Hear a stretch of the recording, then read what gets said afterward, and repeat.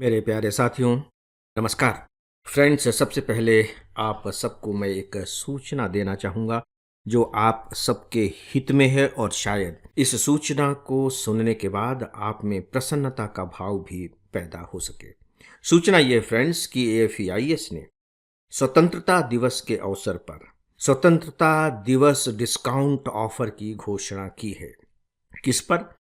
अपने ऑनलाइन के full course पर। यहाँ ध्यान दीजिएगा, मैं फुल कोर्स की बात कर रहा हूँ और ये बात मुझे इसलिए करनी पड़ रही है क्योंकि हमारे अलग अलग सब्जेक्ट के आधार पर भी कोर्सेज हैं। तो फुल कोर्स पर यह ऑफर है और यह ऑफर है 3,500 का। हो सकता है कि 3,500 आपको छोटी सी रकम लगे, लेकिन पूरा कोर्स ही तो 14,500 का है। और उस 14,500 में सोच करके देखिए कि 3,500 का डिस्काउंट, यानी कि यह फुल कोर्स आपको मात्र 11,000 में अभी मिल रहा है। और इन 11,000 में आप लगभग 1,000 घंटे के लेक्चर सुन सकेंगे और वे लेक्चर ऐसे होंगे जो एडिटेड होंगे और बाकायदे एनिमेटेड होंगे। और उसके ज़्यादातर जो लेक्चर्स हैं, साइंस और मैथ्स को हटा दिया जाए, इंग्लिश की तैयारी को हटा दिया जाए, तो सब के सब लेक्चर्स मेरे हैं। देखिए, मेरे लेक्चर्स जो मैं कह रहा हूँ उसके पीछे मेरा अपना एक विश्वास है, मेरी अपनी एक प्रतिबद्धता है, क्योंकि यह सूचना मैं आपको दे रहा हूँ, इसलिए मेरी यह जिम्मेदारी बनती है। मैं ऐसा महसूस करता हूँ कि मैं आपको कोई गलत सूचना न दूं और कोई गलत राय भी न दूं। दोस्तों, मैं आपको ये विश्वास दिला सकता हूँ कि ये जो लेक्चर्स हैं इंटर डिसिप्लिनरी अप्रोच के साथ तैयार किए गए हैं।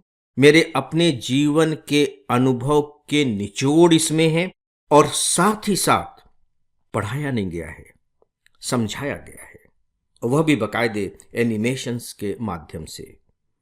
मैं बता नहीं सकता कि यह आपके लिए कितना उपयोगी हो सकता है। दोस्तों, इस डिस्काउंट को अवेल करने के लिए आपको एक डिस्काउंट कोड का इस्तेमाल करना पड़ेगा और डिस्काउंट कोड है इंडिया 3500। आपको इंग्लिश में लिखना पड़ेगा। इंडिया कैपिटल लेटर में लिखना होगा, INDIA, इंडिया 3500। अंत में एक बात और कि यह जो डिस्काउंट है यह 20 अगस्त तक के लिए है। 20 अगस्त तक आप इस डिस्काउंट का लाभ ले सकते हैं। फ्रेंड्स, यहाँ मेरे मन में एक बात और आ रही है जो मुझे लगता है कि राय के बतौर अपने प्रिय स्टूडेंट्स को मुझे बतानी ही चाहिए। फ्रेंड्स, हो सकता है कि आपने कोई क्लास ज्वाइन कर रखी हो, कोचिंग क्लासेस ज्वाइन कर रखी हो। ज़्यादातर स्टूडेंट्स इस तरह के प्रश्न मुझसे पूछते हैं, इसलिए मुझे लगा कि ईमेल से जवाब देने से बेहतर है कि मैं यहीं उसका उत्तर दे दूं। हो सकता है कि निर्णय लेने से पहले आपके दिमाग में भी कुछ इस तरह के प्रश्न आए, क्योंकि स्टूडेंट की आर्थिक जो स्थिति होती है उसकी एक सीमा तो होती है। दोस्तों, यहाँ मैं आपको बताना चाहूँगा कि यह कोर्स अपने आप में इतना सस्ता है और इतना स्तरीय है कि इसके लिए 11,000 दे करके आपको तनिक भी अफसोस नहीं होगा।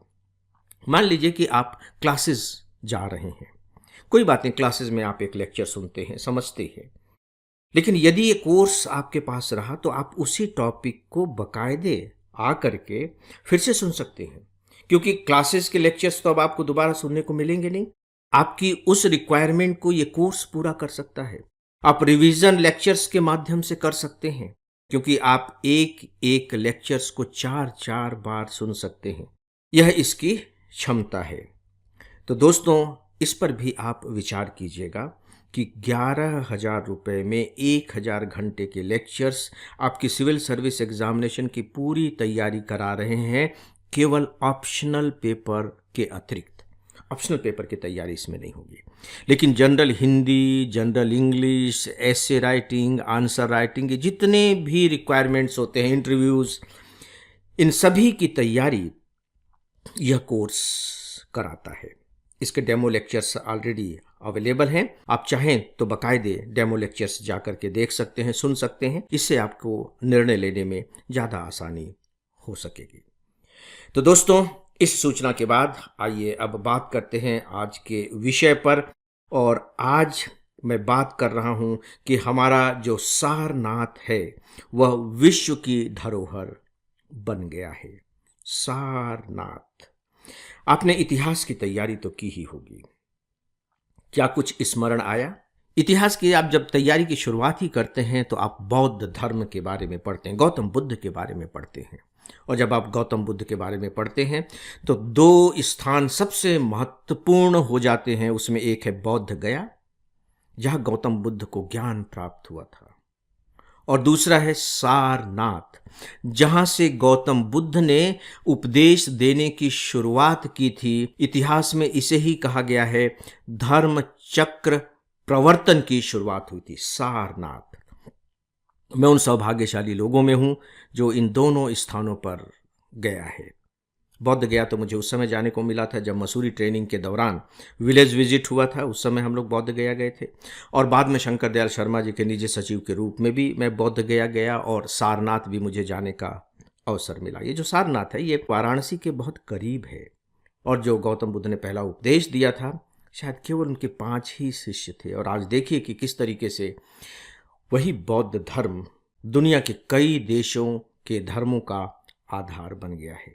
तो फ्रेंड्स, हमारे इस सारनाथ को यूनेस्को ने विश्व धरोहर स्थल की सूची में शामिल कर लिया है।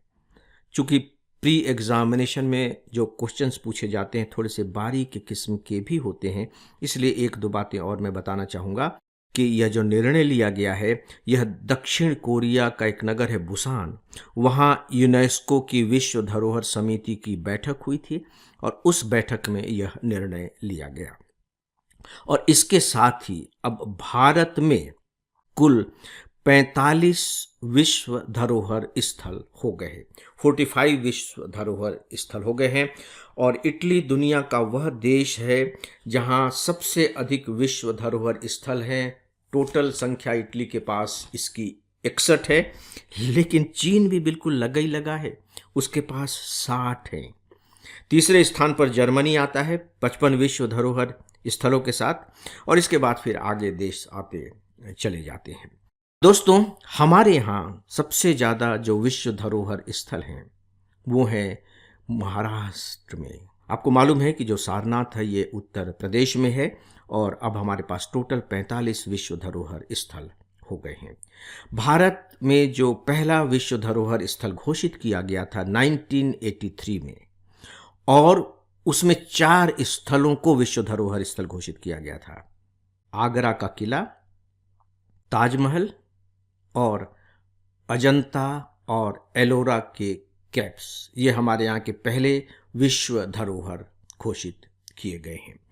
दोस्तों, थोड़ी सी जानकारी मैं विश्व धरोहर स्थलों के बारे में देना चाहूँगा, बहुत ही थोड़ी सी। पहली बात तो यह है कि आप जानते हैं कि यूनेस्को को यह अधिकार है, यह दायित्व यूनेस्को ने लिया है, और यूनेस्को यूएनओ की एक संस्था है जिसका संबंध शिक्षा, संस्कृति वगैरह से है, यूनेस्को।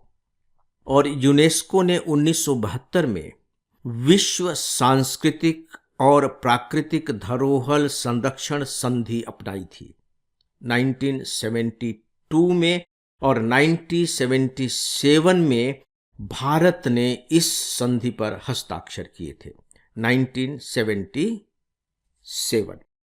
तो दोस्तों, ये कुछ जानकारियां थी, और इसी के साथ ही मेरी समझ से ये भी हम ऐड कर सकते हैं कि दोस्तों, जब किसी भी स्थान को विश्व धरोहर घोषित कर दिया जाता है तो स्वाभाविक तौर पर उसकी एक अंतर्राष्ट्रीय पहचान स्थापित हो जाती है, और वहाँ पर पर्यटन बढ़ने की संभावना बहुत ज़्यादा बढ़ जाती है।